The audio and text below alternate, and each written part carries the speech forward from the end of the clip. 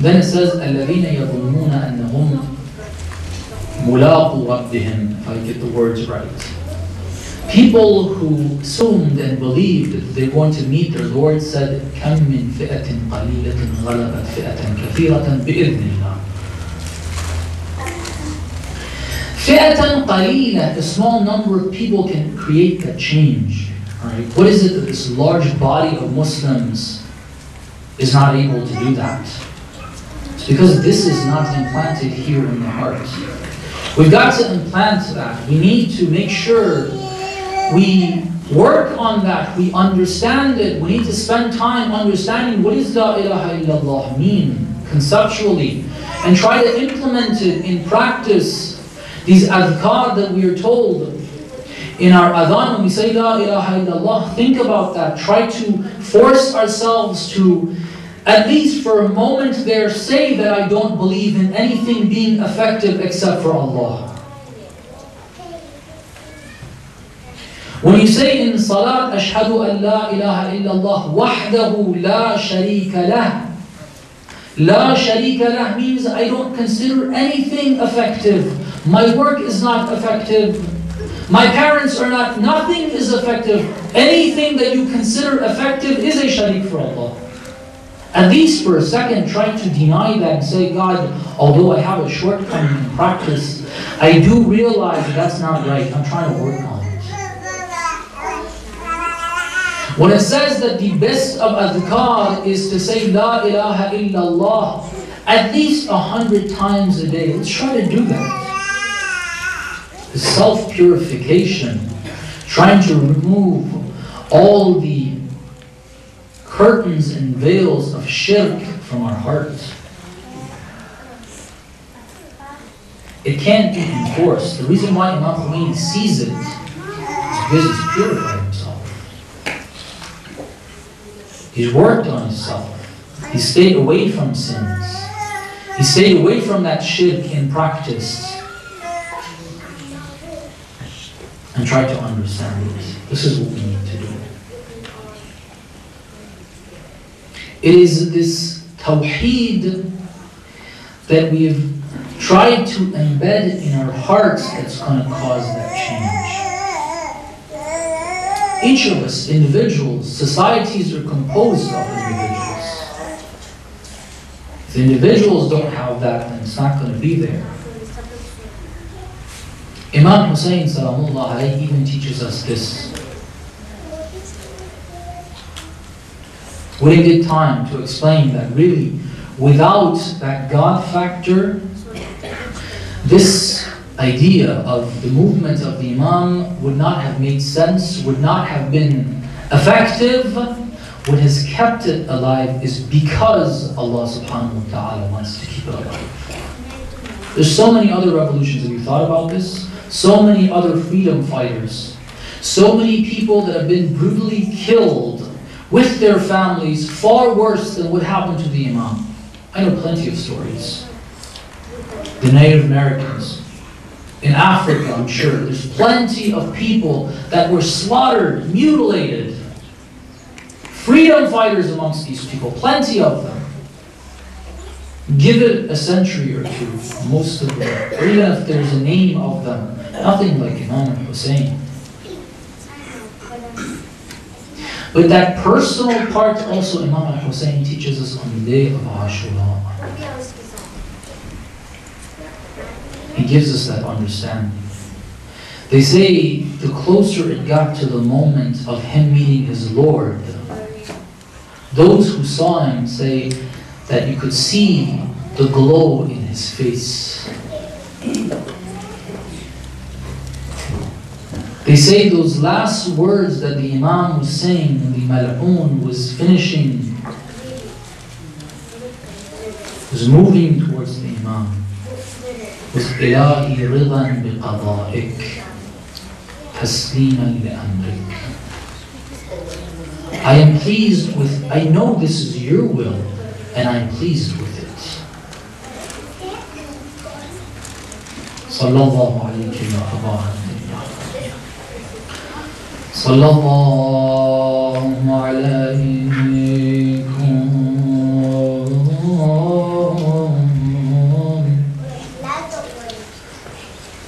يا أهل بيت النبوة وموضع الرسالة ومختلف الملائكة ومهبط الوهى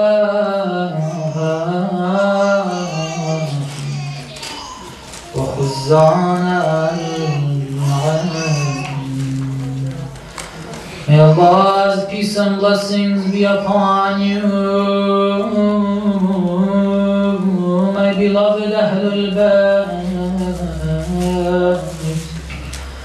May Allah's peace and blessings be upon you, my beloved Holy Prophet and the Ahlul Bayt. May Allah's peace and blessings be upon you. It was in your homes that Allah blessed us with the message of prophethood. Upon you came the angels day and day out. Sallallahu alayka ya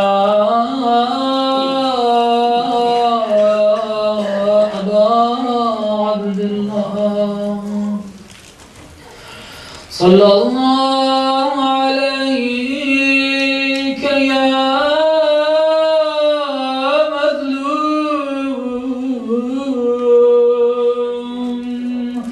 ayyuha ash-shahid bi Karbala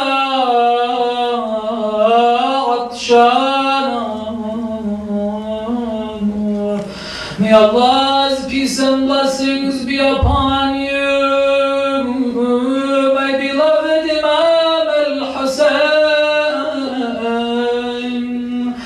beloved oppressed Imam,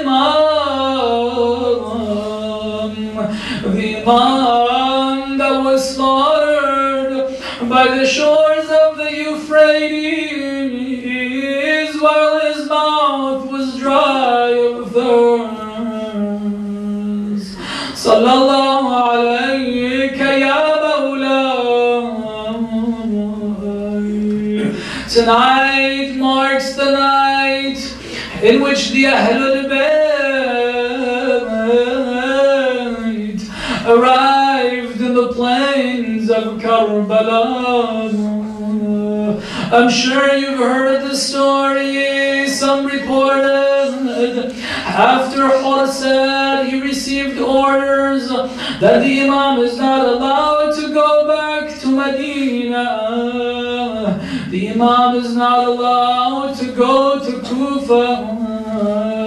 The Imam chose a different direction. Eventually they came to a land. The Imam asked, can you say what this land is called? And they asked, the reply came, this land is called Nainawa. The Imam said, does it have a different name? And they gave a couple other names. The Imam still asked, is there a different name? They said, this land is also called Karbala. The Imam, according to the report, has been quoted to have said, A'udhu billahi min al-karbi wal-bala. We seek refuge in Allah from calamities. My family, come down from your camels. Set up tents here, set up camp here. This is our last campground. Imagine the Imam and the Ahlul Bayt. The report says when they came down and they set up camp, the Imam started to speak to his family. الناس عبيد الدنيا. The people are slaves of this dunya, and religion is only something that they speak of with their tongues. The words of the Imam finished. The gist of what he was saying gave the impression to Kulthum, the sister of the Imam, that those words are indicating a very painful ending. They're indicating the last days of the Imam. It says Kulthum, and maybe Zainab started to cry. Oh brother, don't say these words. Allah took away my father, I was patient. Allah took away my mother, the lady Fatima Zahra, I was patient. I've seen the blood come out of the mouth of my brother Imam al-Mujtaba. Don't tell me you're going to believe me as well, Ya Aba Abdullah. What are they worried about? They're worried about that time that they see Dhul Janah outside of the tent. They hear Dhul Janah and they rush out of the tent. Our brother has come back from the battlefield on the day of Ashura.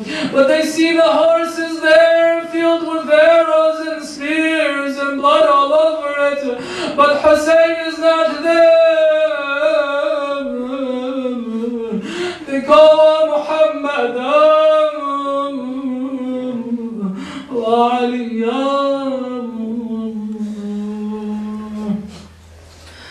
وسيعلم الذين ظلموا أي منقلب ينقلبون.